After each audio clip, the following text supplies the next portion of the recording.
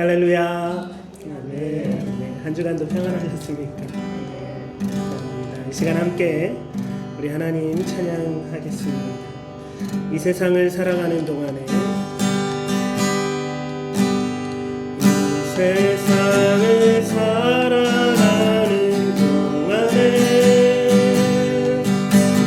나의 힘을 의지할 수 없으니 기도하고 낙심하지 말 것은 주께서 참 소망이 되심이라. 하나님의 꿈이 나의 비전이 되고 예수님의 성품이 나의 인격이 되고 성령님의 권능이 나의 능력이 되길 원하고 바라고 기도합니다. 주의 길을 걸어가는 동안에 세상의 것 의지할 수 없으니 감사하고 낙심하지 말 것은 주께서 참 기쁨이 되심이라. 하나님의 꿈이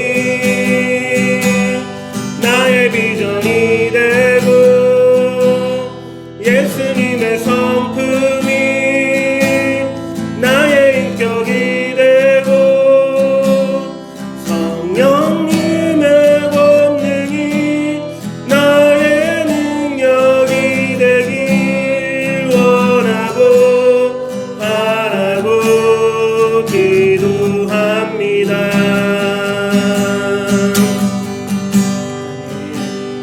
정말 이 찬양의 가사를 처음 들었을 때 엄청 좋았거든요. 너무 귀한 고백이다. 이 고백처럼 정말로 우리의 소원이 이와 같았으면 좋겠고 그 소원이 날마다 이루어졌으면 좋겠습니다. 네, 우리 다시 한번 찬양하겠습니다. 이 세상을 살아가는 동안에 이 세상을 살아가는 동안에 나의 힘을 의지할 수 없으니 기도하고 낙심하지 말 것은 주께서 참 소망이 되심이라. 하나님의 꿈이 나의 비전이 되고 예수님의 성품이 나의 인격이 되고 성령님의 권능이 나의 능력이 되길 원하고 바라고 기도합니다. 주의 길을 걸어가는 동안에 세상의 것 의지할 수 없으니 감사하고 낙심하지 말 것은 주께서 참 소망이 되심이라. 하나님의 꿈이 나의 비전이 되고 예수님의 성품이 나의 인격이 되고 성령님의 권능이 나의 능력이 되길 원하고 바라고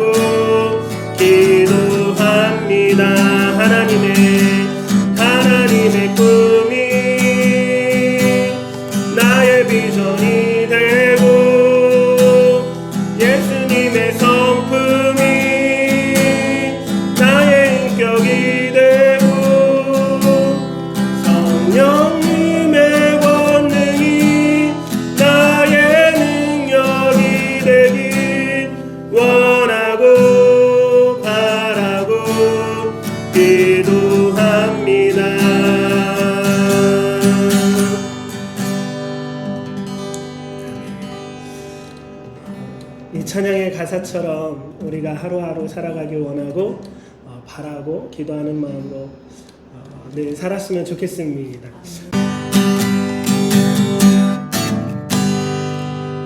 이름에 아무 증거 아니 되어도 믿음만을 가지고 선을 걸으며 이 귀에 아무 소리 아니 들려도 하나님의 약속 위에 서리라. 걸어가세 믿음 위에 서서 나가세 의심 버리고 걸어가세 믿음 위에 서서 눈 가기에 아무 증거 없어도 이 눈에 보기에는 어떠하든지 이미 얻은 증거대로는 믿으며 이 맘에 의심 없이 살아갈 때에 우리 소원 주 안에서 이루리. 걸어가세 믿음 위에 서서 나가세 의심 버리고 걸어가세 믿음 위에 서서 눈 가기에 아무 증거 없어도 님의 거룩함을 두고 맹세하라. 주 하나님 아버지는 참 기쁘다. 귀한 모든 약속 믿는 자에게 능치 못할 무슨 일이 있을까.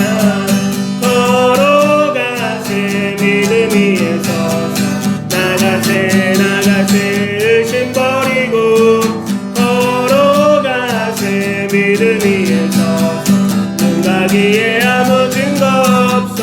걸어가세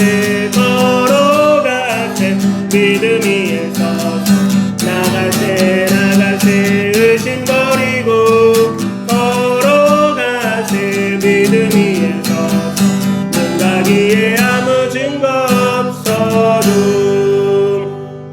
아멘. 내가 매일 기쁘게 쓸래 얘길 행하면 주의 팔이 나를 안보함이요. 아멘. 내가 주의 큰 복을 받는 참된 비결은 주의 영이 함께함이라. 성령이 대신에 할렐루야 함께하시네. 좋은 길을 걸으며 밤낮 기뻐하는 것 주의 영이 함께함이라. 전에 죄에 빠져서 평안함이 없을 때 예수 십자가의 공로를 입어 그 발 아래 엎드려 참된 평안 얻으면 주의 영이 함께함이라.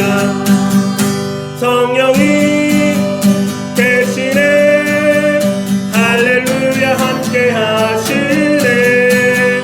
좋은 길을 걸으며 밤낮 기뻐하는 것 주의 영이 함께함이라. 나와 동행하시고 모든 염려하시니 나는 숲의 새와 같이 기쁘다. 내가 기쁜 마음으로 주의 뜻을 행하면 주의 영이 함께함이라. 성령이 대신에 할렐루야 함께하시네.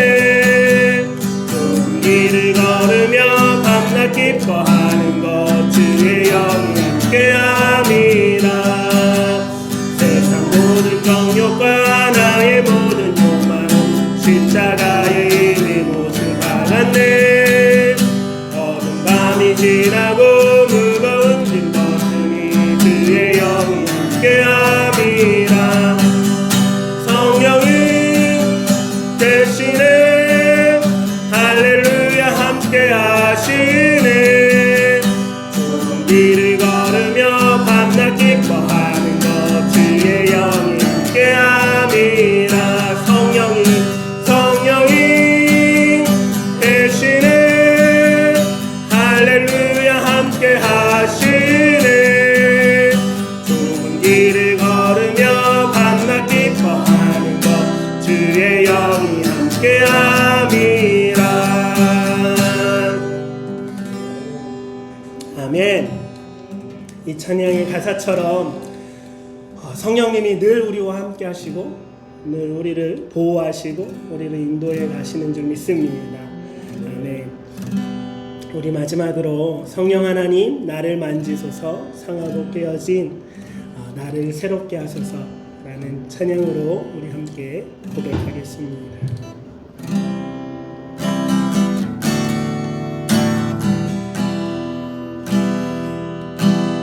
성령 하나님 나를 만지소서 상하고 깨어져 지친 나를 새롭게 하소서. 성령의 바람 시들은 내 영 살리소서. 우리 다시 한번 성령 하나님 나를 만지소서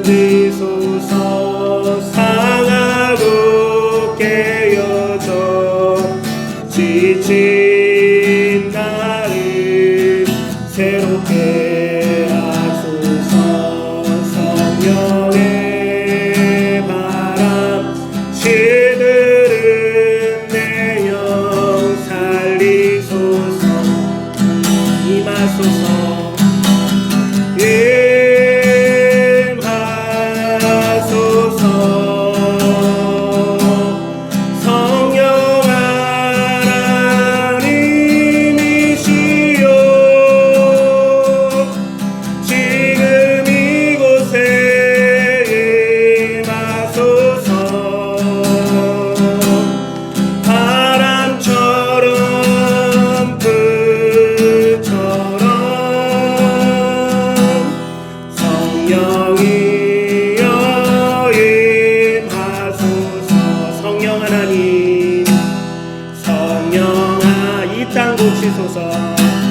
이 땅 고치소서.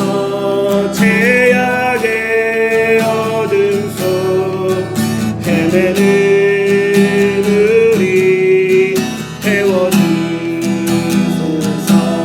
성령의 불로 세상 헛된 맘 태우소서. 임하소서.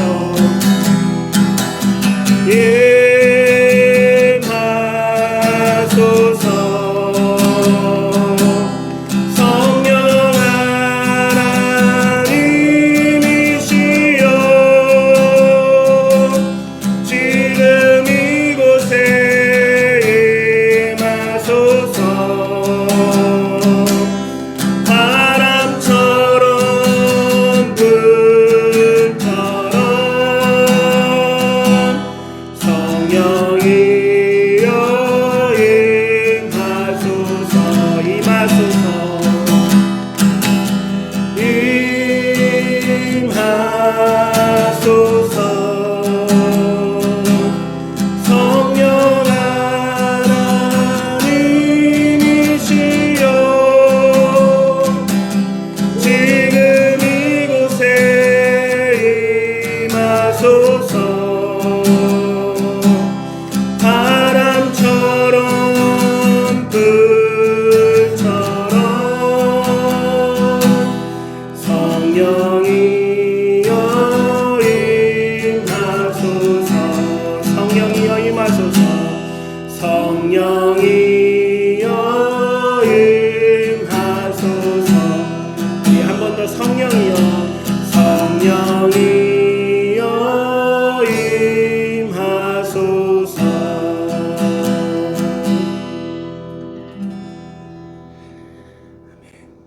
이 찬양의 강구처럼 이 시간 함께 기도할 때 하나님 우리의 예배 가운데 주님의 이름으로 모인 적은 인원수가 모였지만 이곳에 임하여 주옵소서. 충만히 임하여 주옵소서.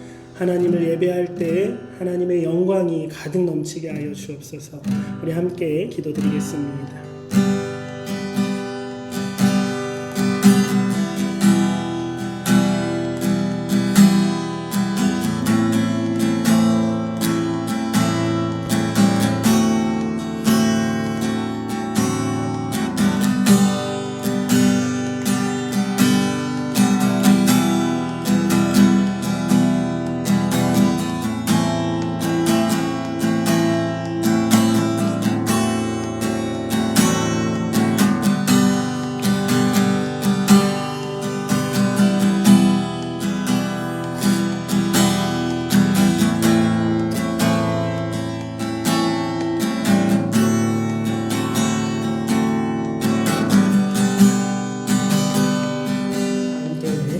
사도신경으로 우리의 신앙 고백을 올려드리겠습니다. 나는 전능하신 아버지 하나님 천지의 창조주를 믿습니다. 나는 그의 유일하신 아들 우리 주 예수 그리스도를 믿습니다. 그는 성령으로 잉태되어 동정녀 마리아에게서 나시고 본디오 빌라도에게 고난을 받아 십자가에 못 박혀 죽으시고 장사된 지 사흘 만에 죽은 자 가운데서 다시 살아나셨으며 하늘에 오르시어 전능하신 아버지 하나님 우편에 앉아 계시다가 거기로부터 살아있는 자와 죽은 자를 심판하러 오십니다. 나는 성령을 믿으며 거룩한 공교회와 성도의 교제와 죄를 용서받는 것과 몸의 부활과 영생을 믿습니다. 아멘.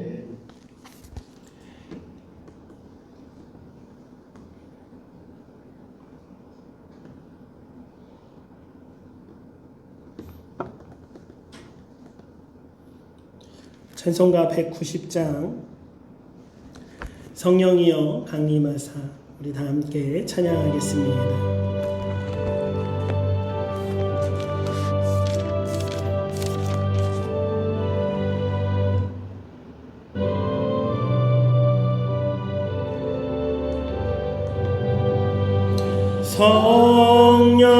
성령이여 강림하사 나를 감화하시고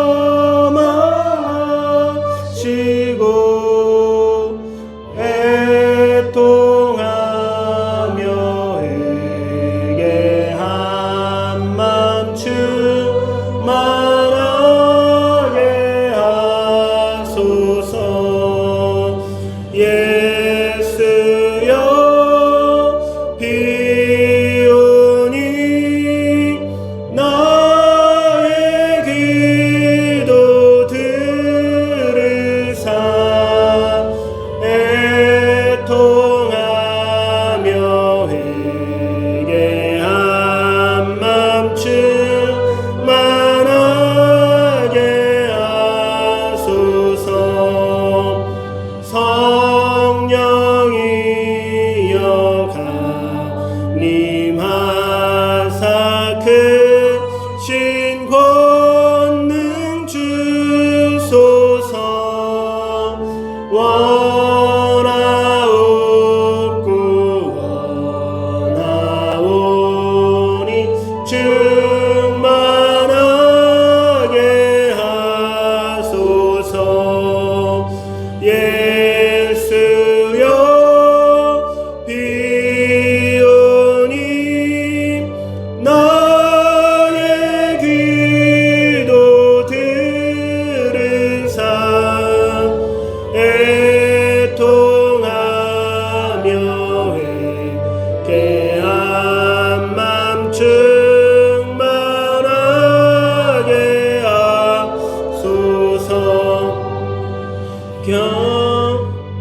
경고 연약하니 엎드려서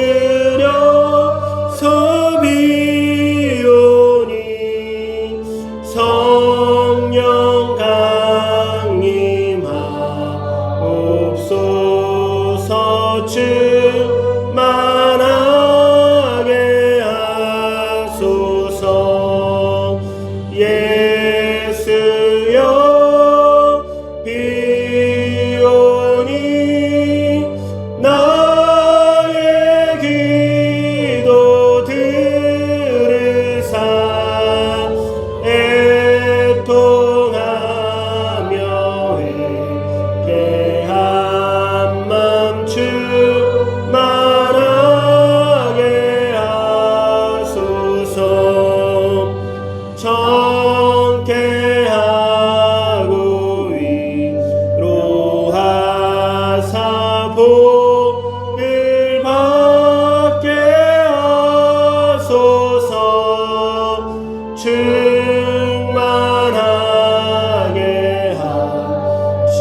하시오니 무한 감사합니다. 예수여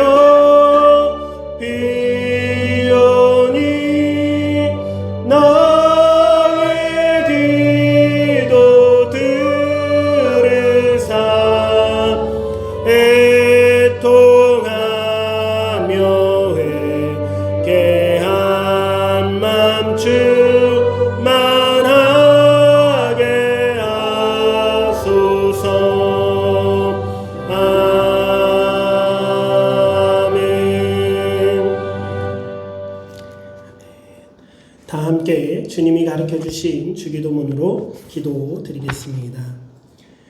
하늘에 계신 우리 아버지, 아버지의 이름을 거룩하게 하시며 아버지의 나라가 오게 하시며 아버지의 뜻이 하늘에서와 같이 땅에서도 이루어지게 하소서. 오늘 우리에게 일용할 양식을 주시고 우리가 우리에게 잘못한 사람을 용서하여 준 것 같이 우리 죄를 용서하여 주시고 우리를 시험에 빠지지 않게 하시고 악에서 구하소서. 나라와 권능과 영광이 영원히 아버지의 것입니다. 아멘. 봉헌찬송 214장 우리 함께 찬양하며 고백하겠습니다.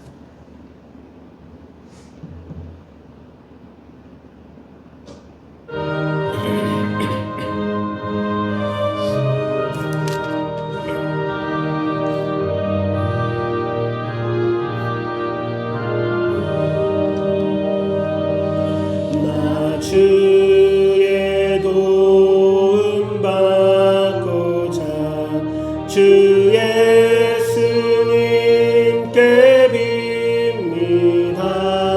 그 구원 허락하시사 날 받아주소서. 내 모습이 주 받으옵소서.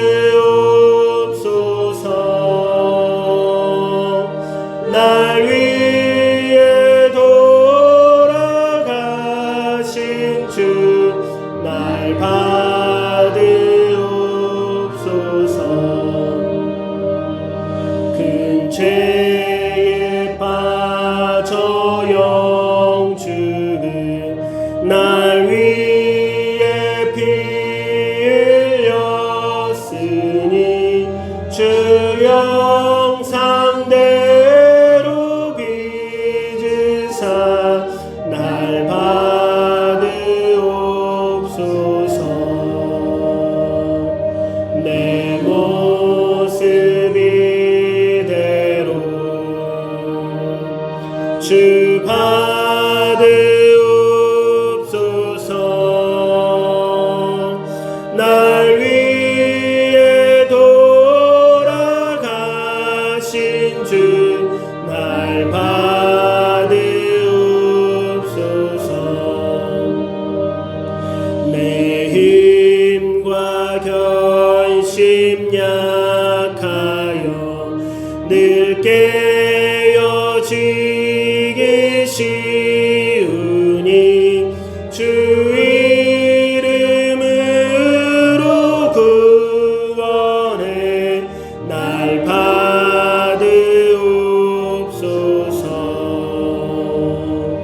내 모습 이대로 주 받으옵소서. 날 위해 돌아가신 주 날 받으옵소서. 내 주님 서신 발 앞에 나 엎드렸으니 그 크신 역사 이루게 날 받으옵소서. 내 모습 이대로 주 받으옵소서. 날 위해 돌아가신 주 날 받으옵소서.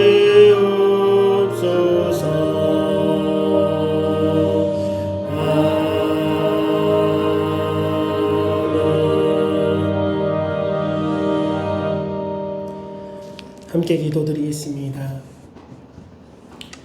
모든 만물의 찬양과 영광을 받으실 하나님 아버지, 너무나도 부족한 저희들에게 이 예배를 허락하시어 찬양과 경배로 하나님께 영광을 올려드리게 하심에 감사드립니다.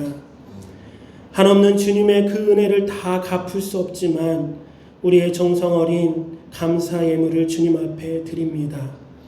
갖가지의 감사 제목들을 흠양하여 주옵시고 또한 간구하는 기도 제목 흠양하여 주시사 응답하여 주옵소서. 우리의 선한 목자가 되시는 주님, 가장 선한 길로 인도하여 주실 줄 믿습니다. 우리 눈에는 아무 증거 아니 배어도, 우리 귀에 아무 소리 들리지 않아도 그 믿음만을 가지고 늘 한 걸음 한 걸음 걸어 나아가는 저희 모두가 되게 하여 주옵소서. 주님이 주신 것의 11조를 우리의 고백으로 드립니다. 일용할 양식을 주신 하나님 감사드리며, 하나님께서 주신 것에 욕심을 채우지 않게 하시고 하나님을 위하여 이웃을 위하여 그렇게 기쁨으로 사용되어지는 우리의 물질 되게 하여 주옵소서. 선교지를 향한 또 먼 곳에서 이곳을 향한 헌신과 예물이 있습니다. 하나님의 나라가 교회를 통하여 전파되어지게 하여 주옵시고 우리의 삶을 통하여 확장되어지게 하여 주옵소서. 모든 주일 헌금과 우리의 모든 헌신과 우리의 찬양을 기쁘게 음양하여 주옵시고 이 봉헌송과 같이 주님 앞에 우리를 드리오니 받아 주옵소서. 감사하며 우리 주 예수 그리스도 이름으로 기도드립니다.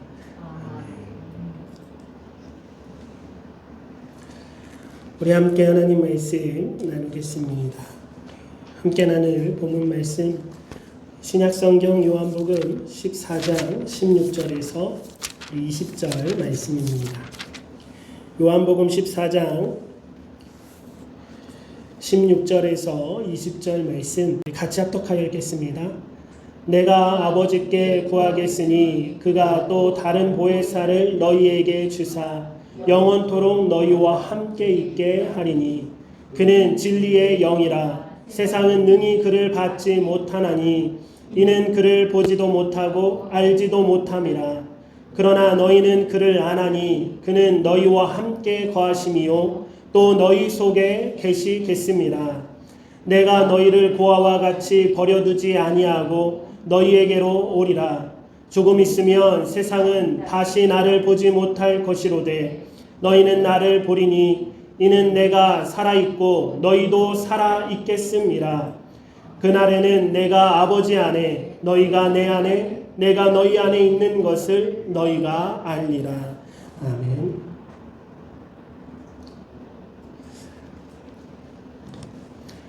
나는 성령을 믿으며 라는 제목으로 함께 말씀을 나누도록 하겠습니다.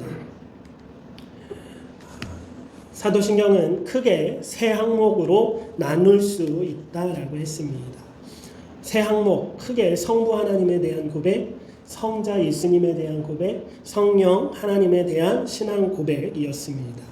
오늘부터는 마지막 항목인 성령 하나님에 관하여 고백을 나누게 되었습니다. 우리 그 고백을 전문을 함께 읽어보면 나는 성령을 믿으며 거룩한 공교회와 성도의 교제와 죄를 용서받는 것과 몸의 부활과 영생을 믿습니다. 라고 마지막 세 번째 단락이 이렇게 고백되어지고 있습니다. 혹자는 사도신경을 세 단락으로 구분하지 않고 네 단락으로, 네 항목으로 구분하는데 그 이유가 성부 하나님에 대한 고백, 성자 예수님, 성령 하나님, 그리고 교회에 관한 고백이라고 이렇게 구분합니다. 그러면 사실 성령 하나님에 대한 고백은 오늘 이 제목과 같은 짧은 문장으로 끝나버려요. 나는 성령을 믿어요. 이게 끝이야. 그리고 그 다음부터 나오는 거룩한 공교회와 성도의 교제와 이 모든 것을 이제 네 번째 단락으로 구분을 짓습니다. 그래서 그렇게 크게 네 단락으로 구분 지으면 너무나 아쉬운 것이 성령님에 대한 고백이 너무 없네 라고 느껴질 수 있습니다.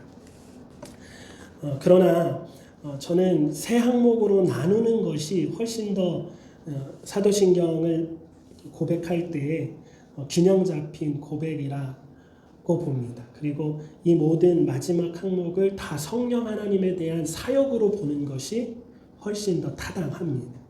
성령 하나님께서 교회의 영이 되셔서 우리 교회에 충만히 임하셔서 교회된 우리 한 사람 한 사람에게 오셔서 오늘 본문 말씀에서도 계속 얘기하고 있는 그러한 어떤 숨은 사역들을 계속하고 계시는 거예요. 그래서 거룩한 공교회, 성도의 교제, 죄를 용서받는 것, 몸의 부활과 영생이 다 누구 안에서 우리에게 이루어지는 거냐면 성령 하나님 안에서, 성령 하나님의 사역과 성령 하나님의 역사하심으로 그 안에서 우리가 이루어져 가고 있는 것이라는 거예요. 새 창조를 향한 그리스도의 신앙을 완벽하게 표현하고 또 그 교회를 거룩하게 하시는 성령님께서 우리를 그리스도인으로 부르셨을 뿐만 아니라 그리스도 안에서 예수님의 그 십자가의 사건 안에서 우리가 죄사함을 받게 하셨고 예수님의 그 부활 안에서 우리가 함께 의롭다 하심을 얻게 하신 분이 바로 성령 하나님이신 줄 믿습니다. 더 나아가 나도 이제 앞으로 우리의 몸도 부활할 것이고 우리가 하나님 나라에서 영생하는 그 모든 것이 누구의 능력 안에서? 성령님의 능력으로 이루어진다라는 것입니다. 성령님의 특별한 성품이 여기에도 나타나는데요. 성령님은 본인이 드러나지 않아요. 성경 안에서도 본인이 드러날 때보다는 늘 성부 하나님이 드러나게 역사하시고 또 신약에 와서는 성자 예수님이 드러나게끔 뒤에서 역사하시는 분이 성령 하나님이십니다. 그러나 그것들을 성령 하나님의 사역들을 계속 그 성령 하나님에 대한 신학이 발전한 게 그렇게 오래되지 않았대요. 그러니까 교회의 역사 또 신학의 역사를 보면 그 전까지는 다 성부 하나님에 대한 성경의 연구들이 이루어졌고 성자 예수님에 대한 연구는 많이 이루어졌는데 성령 하나님에 대한 연구는 조금 늦게 이렇게 발전되어서 지금은 신학교에서도 성령론을 가르치는데 그 전에는 한참 전에는 가르칠 게 별로 없었던, 왜냐면 연구가 별로 없었던 신학자들 사이에서도 왜 그랬는가 하니 딱 보면 드러나는 건 우리 성부 하나님, 성자 예수님이지 성령 하나님이 성경에서 드러나지는 잘 않는다. 그러나 찬찬히 그 말씀들을 곱씹고 성령 하나님에 대해서 연구하다 보니 성령 하나님이 이렇게 숨어서 성부 하나님과 성자 예수님이 드러날 수 있게끔 역사하시는 분이시구나. 그래서 많이들 그렇게 고백하는데 우리 이단 중에 하나님의 교회라는 것이 있습니다. 하나님의 교회는 하나님을 뭐라고 부르기 시작했어요? 어머니 하나님이라고 부르기 시작했어요. 안산홍이 죽고 그의 아내가 이제 수장이 되어서 그렇게 신학을 고친 것 같아요. 어머니 하나님이라고 부르면서 왜 하나님이 자기의 형상대로 남자와 여자를 창조하셨다면 그 하나님 안에 형상에서 나온 남자와 여자가 있으니까 하나님에게도 어떠한 성품들이 있을 것이다. 아버지의 성품이 있을 거고 어머니의 성품이 있을 거다. 근데 왜 굳이 하나님을 아버지라고 가부장적으로만 그렇게 부르냐라고 이제 전통교회를 비판하거든요. 그러면 우리가 할 수 있는 말이 뭐예요? 처음에는 이런 게 그냥 잘 모르면 성경이 아버지라고 했으니까 그냥 우리 아버지라고 하는 거지. 그러나 찬찬히 이 성령 하나님에 대한 신학을 이렇게 하다 보면 그 연구 안에서 드러나는 것은 어머니의 역할을 누가 하고 계세요? 성령 하나님이 하고 계시는 거예요. 품어주시고 뒤에서 일하시고. 마치 어머니들이 그러잖아요. 어머니가 뒤에서 누가 드러나게끔 해요? 한 가정 안에 먼저는 아버지가 드러나게끔 합니다. 그리고 아들이 태어나면 누가 또 드러나게끔 뒤에서 막 뒷바라지 하죠? 아들이 드러나게끔 그렇게 하시는 겁니다. 또 성령 하나님이 어머니의 성품을 가졌다라는 것은 교회의 영, 교회 안에 충만히 임하시는, 교회를 이끌어 가시는 영으로서 우리 성경에 보면 교회를 뭐라고 표현하냐면 요한계시록에 성도들의 어머니로 표현을 합니다. 교회를 뭐로 표현한다고요? 성도들의 어머니로 묘사를 해요. 우리 성도들을 품어주는 교회. 근데 그 교회의 주인이 누구세요? 당연히 하나님이고 예수님이라고 대답할 수 있지만 우리가 오늘 함께 나누고 있는 이러한 구분을 지어볼 때 성령 하나님이 교회에서 역사하시는 영으로서 교회의 주인으로서 우리 성도들을 품어주시는 어떤 이미지로 우리가 그려본다면 굳이 성부 하나님을 향하여 어머니 하나님이라고 부르는 그런 하나님의 교회의 그런 논리에 빠지지 않아도 될 줄 압니다. 그런가 하고 이제 성도들이 빠지는 것 같아요. 그게 맞는 것 같아서 자꾸 원래 이단들은요 초신자 안 건듭니다. 초신자를 안 건드리는 아니라 불신자를 안 건드립니다. 꼭 누구를 건드려요? 교회를 다니는 사람들을 건드려요. 전도할 거면 교회를 다니지 않았던 사람들, 혹 불교나 혹 이슬람이나 이런 사람을 전도할 것이지 어디에 와가지고 빼앗겼냐면 성도들 틈에 들어와서 빼앗아가는 것 같아요. 나는 성령 하나님을 믿습니다 라는 고백이 어떤 의미의 고백일지를 오늘 함께 나누려고 합니다. 그 이후에 나오는 고백들을 우리가 찬찬히 나누면서 더 자세하게 나눌 텐데 오늘은 먼저 그 성령님에 대하여 성령 하나님에 대하여 어떤 전반적인 그런 것들을 나누려고 합니다. 성령님은 성령님, 우리가 성령님이라고 부르죠. 저도 이제 성령님이 당연히 입에 익숙한데 생각해 보면 성경에도 그렇게 기록되어 있고 또 우리가 설교할 때도 그렇고 기도해야 할 때도 그렇고 님자를 잘 안 붙입니다. 성령이라고 그래요. 그냥 성령은 무엇일까요? 성령은 무엇일까요? 이 질문 자체가 좀 어색하죠. 왜냐하면 성령은 어떠한 무엇이 아니기 때문에 성령은 어떠한 힘이나 어떠한 능력이나 어떠한 파워 같은 것이 아니기 때문이에요. 성령님은 성품을 가지신 하나님이신 줄 믿습니다. 우리가 사도신경을 통하여 나는 성령을 믿으며 라는 이 고백 안에는 성령님이 누구시다라고 고백하고 있는 거예요. 하나님이시다라고 고백하고 있는 겁니다. 어떠한 능력이나 힘이 아니라. 이단 중에 또 하나의 여호와 증인이 이렇게 설명하더라고요. 저한테 그렇게 설명하는 걸 제가 들었습니다. 성령님은 하나님의 영이시다. 언뜻 들어보면 하나님의 영이시다. 근데 마치 어떻게 얘기하냐면 내 안에 영이 있잖아요. 박용환의 영이 있잖아요. 그러니까 성령님은 성경이 그렇게 표현했지만 인격적으로 표현했지만 인격체가 아니시라 그냥 하나님의 영이시다. 하나님의 영이 우리에게 오는 것을 성령님이라고 했고 이거는 인격체가 아님에도 불구하고 인격적으로 묘사했을 뿐이다. 마치 창문에 햇볕이 들어오는데 그 햇볕이 막 우울했던 나를 감싸주고 나를 위로해주고 나를 너무 따뜻하게 해주니까 내가 일기를 쓸 때 오늘 햇볕님이 오셔서 나를 안아주셨어요. 이렇게 표현한 것과 같은 이치다 라고 여호와 증인이 저에게 설명을 해주더라고요. 맞나요? 성경에서 하나님을 인격체이신, 인격체라는 말이 사람 인자가 들어가서 좀 맞지 않다라고 하더라도 이해하고 들어주세요. 어떤 성품을 가지신 분이다라고 성경은 분명하게 가르쳐주고 있습니다. 오늘 본문에서도 예수님께서는 우리에게 또 다른 누구를 보내주시겠다? 보혜사를 보내주시겠다. 보혜사는 누구셨습니까? 누구의 별명이었죠? 예수님의 별명이었어요. 보혜사라는 별명은 예수님 것인데 예수님이 이제 제자들에게 내가 이제 가면 아버지께로 가면 두려워할 필요도 없고 슬퍼할 필요도 없다. 또 다른 보혜사를 너희에게 보내주겠다. 그래서 성령 하나님, 제자들에게 초대교회에 임하신 그 성령 하나님을 하나의 인격체, 예수님과 같은 인격체로 그렇게 부르고 계십니다. 또 고린도 전서 2장 10절 말씀 우리 같이 읽어보도록 하겠습니다. 시작.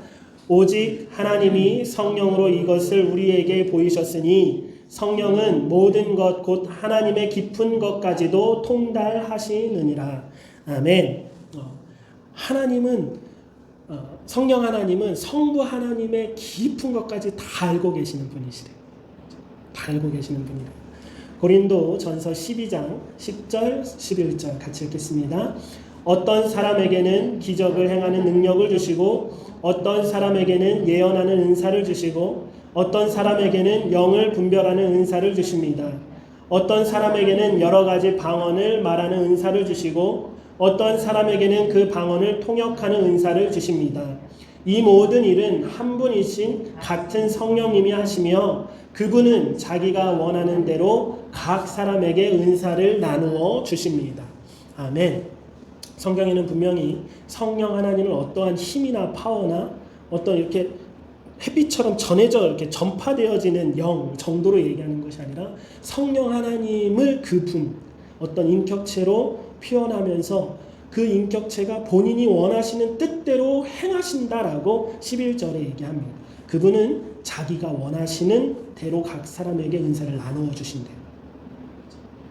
예수님은 성령님을 보혜사 어떤 예수님과 같은 인격체로 표현했고 그 인격이신 성령님은 하나님의 것을 통달하십니다. 그러니까 우리가 어떤 진리를 깨달아간다. 인격이니까 우리가 무엇을 배워가고 깨달아가는 것처럼 성령님은 이미 벌써 누구의 깊은 것까지 다 통달하신 분이세요. 아버지 하나님의 깊은 것까지 다 통달하신 분이고 그분은 인격체이시기 때문에 성품을 가졌기 때문에 본인이 계획하고 본인이 뜻한 바대로 행하시는 분으로 성경은 우리에게 가르쳐주고 있어요. 디모데전서 4장 1절과 요한계시록 2장 7절 우리 같이 읽겠습니다. 성령께서 밝히 말씀하십니다. 마지막 때에 몇몇 사람들은 믿음에서 떠나 속이는 영과 악마의 교훈을 따를 것입니다. 귀 있는 자는 성령이 교회들에게 하시는 말씀을 들을지어다. 성령 하나님은 우리에게 말씀하시는 분이십니다. 하나님의 뜻을 아시고 그 하나님의 뜻하신 바대로 이 땅에 오시고 정말 죽기까지 순종하셨던 예수님을 우리가 고백하잖아요. 이제는 성령님을 고백할 때 성령님은 성품을 신적인 성품을 가지시고 신적인 인격체로서 하나님의 뜻을 아시고 하나님의 그 말씀에 순종하여 우리에게 오셔서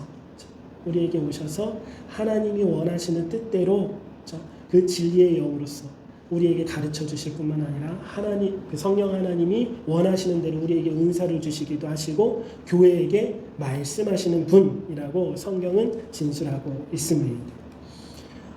다 찾아볼 수는 없지만 많은 본문들이 성령 하나님을 어떠한 그냥 파워, 능력 정도로 얘기하고 있지 않다라는 거예요.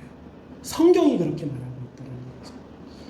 또 하나 이제 더 넘어가서 질문이 그러면 성령님이 영적인 하나의 독립된 인격체라는 건 알겠는데 그 성령님이 하나님이시냐라는 질문을 우리가 해볼 수 있습니다. 이 질문을 해야 하는 이유는 성령님이 마치 하나님이 부르시는 종, 천사와 같은 등급으로 우리가 생각할 수 있잖아요.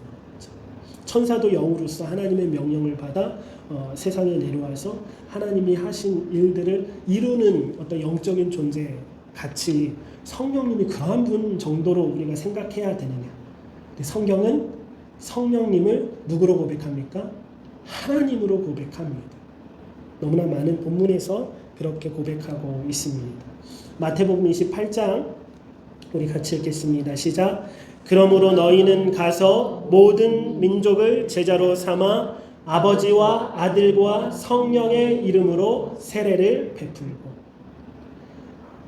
고린도 후서 13장 13절 시작. 주 예수 그리스도의 은혜와 하나님의 사랑과 성령의 교통하심이 너희 무리와 함께 있을지어다. 아멘. 고린도후서 13장 13절은 우리 예배 마지막에 우리 목사님들이 축복기도 해주는 축도의 원형의 말씀입니다. 성경은 성령님을 하나님으로 함께 고백하고 있다라는 거예요. 그래서 우리가 이단들이 특히 전통교회에게 그런 질문을 많이 하고 성도들이 인터넷에 떠도는 글들을 보고서 성도들도 그렇게 말하는 걸 제가 간간히 들었어요. 간간히. 왜냐하면 병원 선교하다 보면 많은 성도님들을 만나기 때문에 어떤 질문을 하냐면 삼위일체라는 말이 성경에 도대체 어디 있느냐. 전통 기독교가 그렇게 만들었다 이거. 성경은 삼위일체라는 말이 없는데 잘못된 교리를 가리키고 있다. 이교도에서 나오는 삼신신앙이 기독교에 들어와서 기독교의 유일신 신앙을 망가뜨리고 유일신 신앙을 삼신으로 만든 게 삼위일체다라고 이단들이 공격해오고, 그러한 글들이 출처가 분명하지 않는 글들이 뭐 카페에 많이 막 있잖아요. 기독교 카페에도 별의별 글들이 많이 있습니다. 대부분 이단들이 얘기했던 것들이 막 짬뽕되고 짬뽕돼서, 근데 일반 성도님들도 그런 걸 보면서 이제 거기가 맞다라고 생각하는 거예요. 성경에는 분명히 우리가 교리로서 고백하고 있는 삼위일체라는 단어는 없습니다. 그러나 너무나 많은 본문에서 성부 하나님, 성자 예수님, 성령 하나님을 한 분 하나님으로 고백하고 있다는 거예요. 문법적으로도 그렇죠. 그러니까 유일신을 믿었던, 유일신 여호와 하나님을 믿었던 유대인들에게서 예수님을 똑같이 하나님처럼 고백하고 있는 많은 문법들, 성령 하나님을 하나님으로 고백하고 있는 많은 문법들이 성경에 계속 나오고 있다. 그러니 그 성경 안에서 우리가 그대로 다 받아들이면 인간의 논리로는 이해할 수 없는 정말로 신비 중의 신비가 삼위일체이고, 또한 우리 기독교가, 그리스도인이 된 우리가 절대로 포기하지 말아야 하는 어떤 능성과도 같은 줄 믿습니다. 큰 틀에서 그 안에서 삼위일체 하나님을 고백하는 기독교 안에서도 뭐 여러 가지 본문으로 갈려서 교단들이 많지만, 그러나 기독교 안에서 하나된 어떤 큰 틀에 빼앗길 수 없는 능선이라고 한다면 그것은 분명히 삼위일체 하나님을 함께 고백하고 있다는 것입니다. 우리가 나는 장로교인데 감리교는 이단이야, 나는 감리교인데 성결교는 이단이야, 그러지 않잖아요.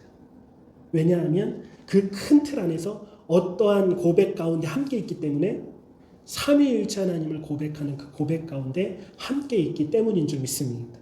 그 고백을 하지 않으면 우리는 이제 뭐라고 정죄하는 겁니까? 이단으로 정죄하는 겁니다. 그 안에서 많이 있어요. 교단도 많고 장로교 안에서도 또 찢어지고, 인간적인 다툼 때문에 찢어지는 게 요즘엔 더 많은 것 같아서 안타까운데, 거슬러 올라가면 대부분 신학적으로 찢어지는 거거든요. 그러나 그렇게 찢어지더라도 어디 바운더리 안에서 삼위일체 하나님 바운더리 안에 있다라고.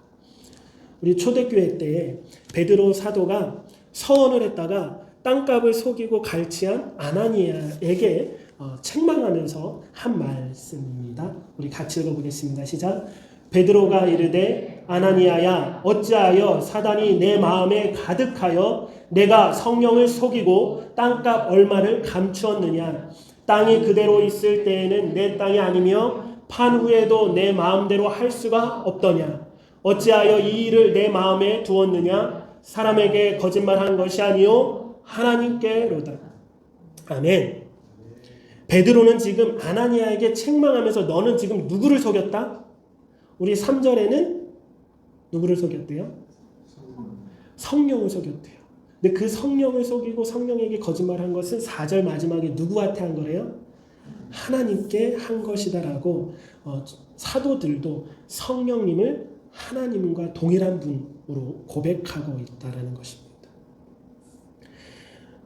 다 찾아볼 수는 없지만 이렇게 우리가 확인해 보았습니다. 성령 하나님은 성부 하나님과 성자 예수님과는 분명하게 구별되어지는 성품을 가지시고 뜻하신 대로 행하시는 분이십니다. 그러나 그와 동시에 성령 하나님은 성부 하나님과 성자 예수님과 어떤 레벨적으로 낮은 분이 아니라 함께 한 분의 하나님으로 고백되어지는 성경의 기록들을 우리가 보게 됩니다. 성령 하나님은 하나님이십니다. 우리가 그것을 사도신경에서 고백하고 있는 거예요. 우리는 끝까지 그 삼위일체 교리를 놓쳐서는 안 됩니다. 이 삼위일체 교리만 확실하게 성도들이 마음에 확 받고 그 믿음으로 이렇게 신앙생활을 하면요, 다른 거 필요 없고요. 다른 거 더 많이 알면 좋겠지만 다른 거 다 필요 없고 이 기본적인 삼위일체 교리만 꽉 붙잡고 있으면 여호와 증인에서도 빠질 수 없고요. 하나님의 교회에도 빠질 수 없고요. 신천지에도 빠질 수 없어요. 우리 한국 기독교 수많은 이단들이 있는데 지금 제일 많이 성대하게 세력이 확장된 곳이 세 곳을 뽑으라면 저는 이렇게 신천지, 하나님의 교회, 여호와 증인 활발하게 이루어지고 있는데 이 세 곳 이단들 다 무엇을 부인합니까? 삼위일체 교리를 부인하고 있습니다. 우리가 이 기본적인 것만 확실히 붙들면 너무 좋겠는데 안타깝게도 너무나 많은 성도님들이 그곳으로 빠져가고 있다라는 것입니다. 앞으로 계속 사도신경의 고백들을 나누겠지만 그 고백들을 가지고 성령 하나님의 사역을 생각해 보면 성령 하나님은 교회의 영으로서 교회를 거룩하게 하시는 분, 그다음에 우리를 성도되게 하시고 성도된 우리의 제사함을 하시는 분, 우리의 부활과 영생을 일으키시는 분, 중간에 하나가 빠졌네요. 성도의 교제를 이루시는 분, 하나님과 우리의 연합과 그다음에 성도와 성도의 연합을 누구 안에서? 성령님의 교통하심 안에서 이루시는 분으로 우리가 고백하는 것이 사도신경입니다. 우리 제네바 요리문답 90번 또 92번 문제 답을 함께 읽으면서 우리 마음속으로 정리하는 시간 가졌으면 좋겠습니다. 제가 읽겠습니다. 문제를. 우리는 여기에서 무엇을 배웁니까? 자기의 아들을 통해서 우리를 구속하시고 구원하신 하나님께서는 또한 그의 성령을 통해서 우리를 이 구속과 구원에 합당하도록 만드신다는 사실입니다. 아멘.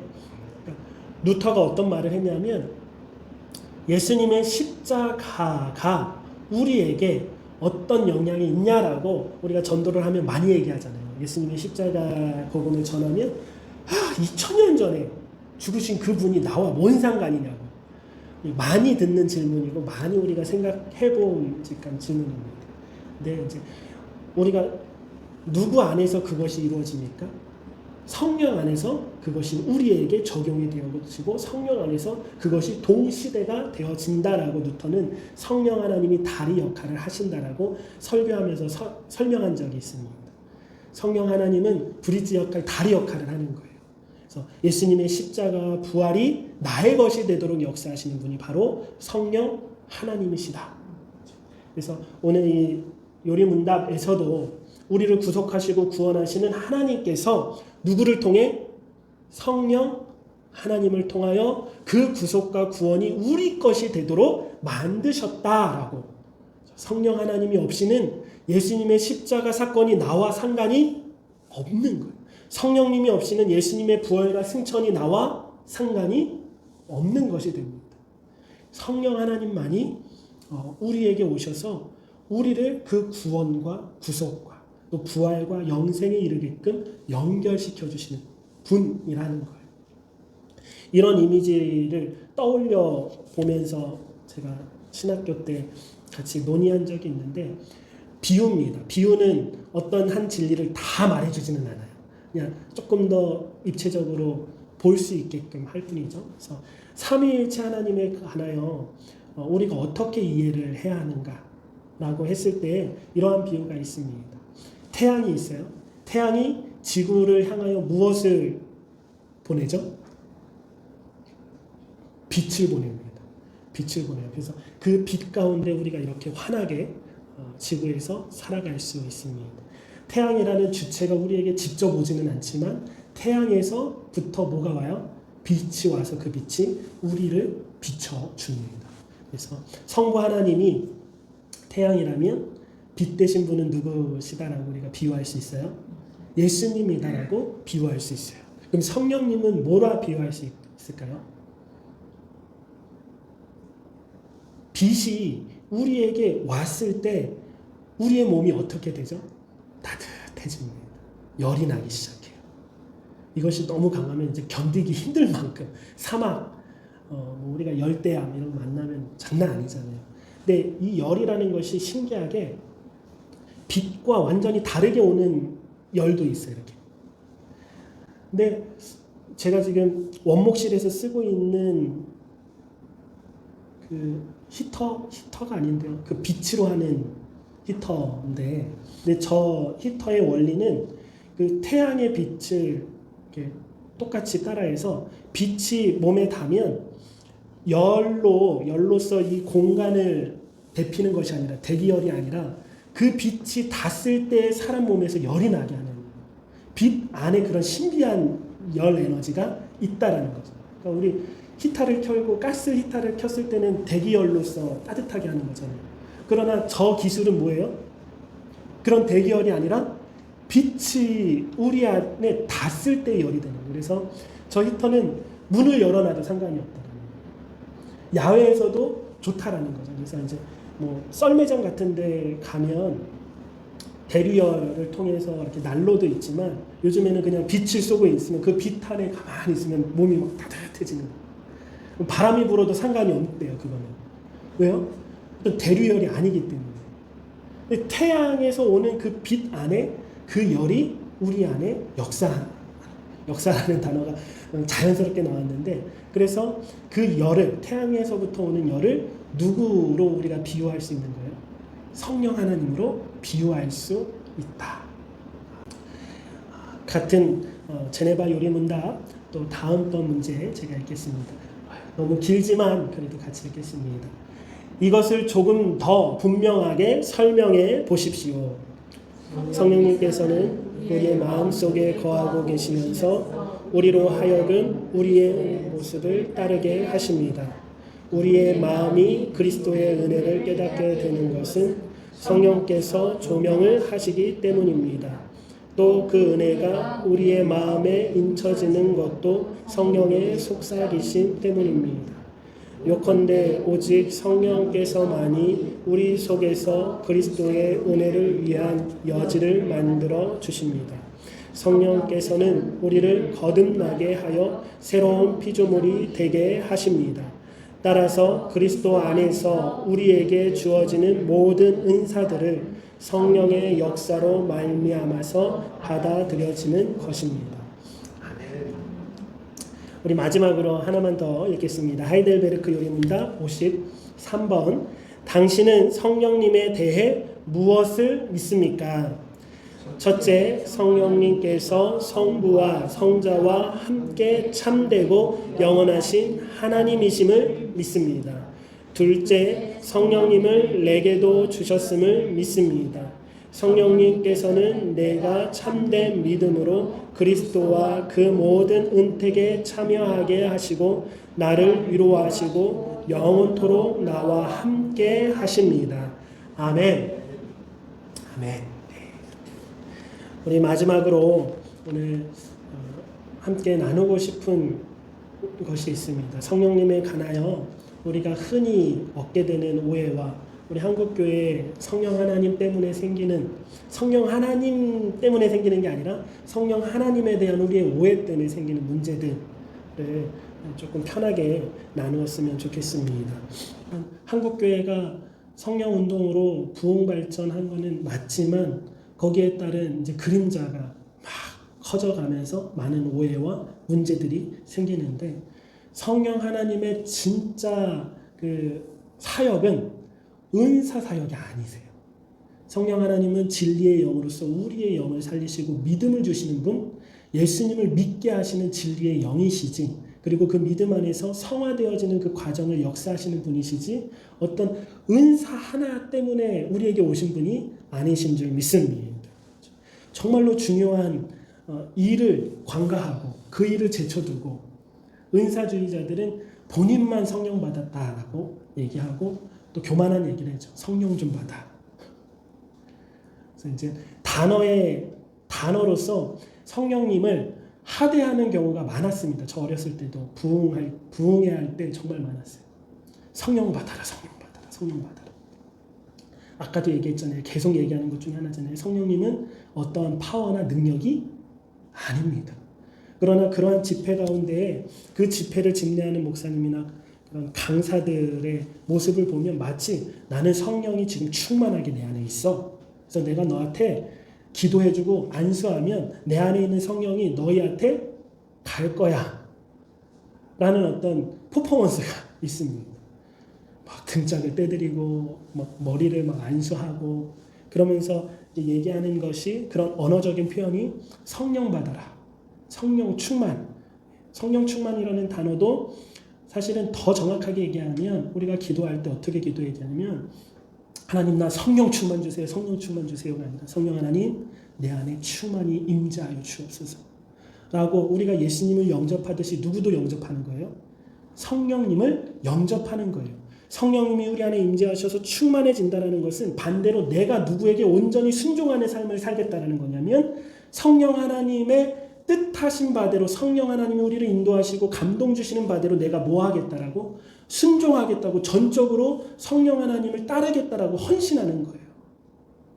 성령은 어떠한 심리적인 능력이나 파워가 아니라는 거죠. 근데 우리의 언어 생활 속에 교회 언어 생활 속에 그러한 우를 범할 때가 많고 그냥 언어만 그렇게 쓰고 진짜는 그렇게 생각하지 않는 분들도 있겠지만 그런 언어 속에 너무나 많은 성도님들이 오해가 생기기 시작합니다. 그래서 우리가 누구한테 가야 성령을 받는다고 생각해요? 영적인 거장한테 가야 성령을 받는다고 생각하는 거예요. 그분이 안수해줘야 성령 받는다고 생각하는 거예요. 성령님이 무슨 우리가 하대해야 하는 분입니까? 그렇게 내가 부리는 분이에요? 아니잖아요. 그런데 우리 한국교회는 그러한 어떤 그림자가 너무나 많이 생겼다라는 겁니다. 그러한 우리의 모습들을 뒤돌아보고 또 우리의 신앙을 한번 뒤돌아보았으면 좋겠습니다. 제가 은사를 부인하는 게 아니에요. 분명히 성령 하나님께서 우리에게 오셔서 은사적으로 우리에게 체험케 하시고 그 체험을 통해서 우리는 더 믿음이 굳건해집니다. 성령님이 우리 안에 충만하시다는 것은 성령의 열매가 우리의 삶 가운데 뭐 하는 거예요? 주렁주렁 열리는 거예요.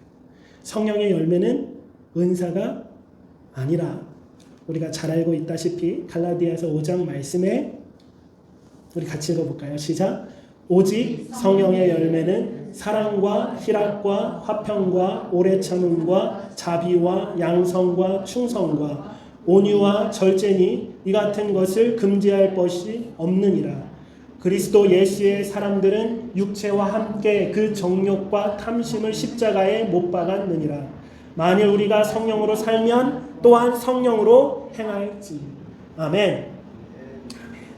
성령의 열매는 사랑과 희락과 화평과 오래 참음과 자비와 양선과 충성과 온유와 절제니. 성령님이 우리 안에 충만히 임한다는 것은 이와 같은 성령의 열매가 우리의 삶 가운데 막 드러나는 거예요. 성령의 열매를 표현할 때 어떤 분은 이렇게 표현하시더라고요. 성령의 열매는 사실 하나인데 이 하나의 열매를 입체적으로 다 표현하고 있는 9가지로. 이 하나의 열매로 설명하시는 분은 사랑이다라고 설명하시더라고요. 저도 듣고 그럴 수 있겠다. 성령의 열매가 9가지인데 이게 사실은 다 하나의 열매고 이게 사랑이다 라고 이렇게 표현하시는 것을 제가 들었어요. 뭐 따로따로 다 이미지화해도 틀리지는 않습니다. 그것도 또 주렁주렁 사과나무처럼 우리가 생각하면 그것도 좋은 것 같아요. 어쩔 때는 누구는 사랑이 먼저 열리고 누구는 충성의 열매가 먼저 열리고 이게 조금 다를 수 있겠다라고 저는 또 생각도 해봅니다. 그러나 여하튼 성령의 열매는 이와 같은 것, 그리고 그 성령으로 살면 또한 성령으로 행할지니 나는 성령 받았어, 나는 성령 충만해, 나는 너희가 갖지 못한 은사자야 라고 하시는 분들이 빠지는 오류 중에 이러한 성령의 열매가 삶 속에 드러나지 않는 모습으로 점점 발전하시는 분들이 많이 계셔요. 더 교만해지고 온유함이 사라지고 절제가 사라지고 사랑이 없는 모습이 되어지는. 그래서 제가 많은 목사님들과 관계하면서 목사님들이 정말 기도하고 환상을 보시고 예언을 하시고 그 은사를 가지고 계시면서도 항상 만날 때마다 너무 따뜻하고 사랑이 넘치고 위로해 주시려고 하고 그러는 분들 보면 너무 존경스럽더라고요. 저렇게 열심히 기도하시면서 하나님이 주신 기도 가운데 어떤 충만한 역사가 있음에도 불구하고 성령의 열매들이 그 삶 가운데 막 주렁주렁 맺혀지는 목사님들 정말 드물지만 제 주변에 계시거든요. 그런데 대부분의 어떤 열정을 가지고 성령 사역, 은사 사역을 하신 분들은 그러지 않은 모습들이 저는 한 90%라고 생각해요. 이 말씀이 우리에게 먼저 이루어져야 될 줄 믿습니다. 그리고 이 말씀이 성령의 열매가 사랑이라고 했잖아요. 그것을 기억하고 우리 고린도전서 13장 1절 2절을 읽어보면 제가 무슨 말을 하는지 확실합니다. 우리 같이 읽겠습니다. 시작. 내가 사람의 방언과 천사의 말을 할지라도 사랑이 없으면 소리나는 구리와 울리는 꽹과리가 되고 내가 예언하는 능력이 있어 모든 비밀과 모든 지식을 알고 또 산을 옮길 만한 모든 믿음이 있을지라도 사랑이 없으면 내가 아무것도 아니요. 아멘. 그렇죠. 아까 성령의 열매는 사랑이라고 했습니다. 대표적으로 얘기한다면 사랑인데 성령님이 주신 그 은사가 있으면 무슨 소용이냐. 성령님은 교회를 위해서 은사를 우리에게 주십니다. 분명히. 그러나 그것은 분명한 목적하에 주시는 거예요. 성령님의 주된 사역은 우리 안에 오셔서 믿게 하시고 믿음 바대로 성장하게 하시고 하나님이 원하시는 그 사랑 우리의 삶 가운데 드러날 수 있도록 열매 맺혀주게 하시는 풍성한 분이신 줄 믿습니다. 그래서 우리의 삶 가운데 우리의 신앙과 믿음의 여정 가운데 이와 같은 성령 하나님이 우리 가운데 충만히 임재하여 주시기를 간절히 소망합니다. 사도신경의 고백, 나는 성령을 믿으며 라는 이 성령 하나님을 제대로 믿읍시다.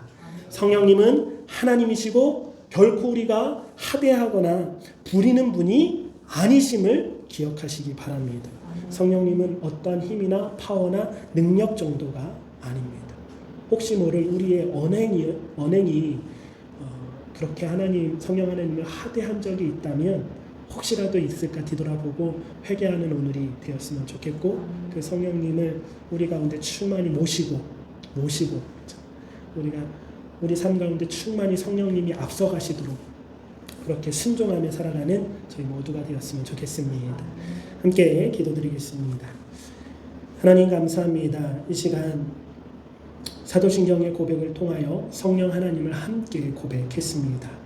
이 고백의 오해와 문제가 우리 한국교회에 얼마나 많이 있었는지를 또한 뒤돌아보는 시간을 가졌습니다. 뿐만 아니라 우리의 모습을 뒤돌아봅니다. 혹 성령 하나님을 하대하거나 그러한 언행이 우리 안에 있었다면 용서하여 주옵시고 또한 성령님이 우리 안에 오셔서 충만하게 임재하시기를 원하심에도 불구하고 우리가 성령 하나님께 우리의 자리를 내어드리지 아니하고 성령 하나님이 주시는 감동에 순종하지 아니할 때가 너무나 많이 있었음을 고백하오니 용서하여 주옵소서. 이 고백을 하는 우리 하나님의 모든 자녀들이 성령 하나님의 그 충만한 삶을 살아낼 수 있게 하시고 순종의 삶을 살아내어 우리의 삶 가운데 성령의 열매가 주렁주렁 맺히게 하여 주옵소서. 감사하며 우리 주 예수 그리스도 이름으로 기도드립니다. 아멘. 네, 함께 찬송 195장 우리 함께 찬양드리겠습니다.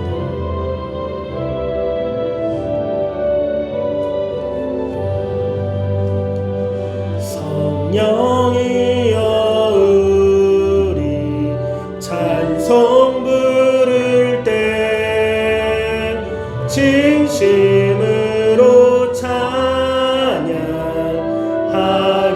하소서. 성령이여 우리 기도 드릴 때 우리 곁에 계셔 일러주소서. 성령이여 우리 성경 읽을 때 그 속에서 빛을 보게 하소서. 성령이여 우리 전도할 때에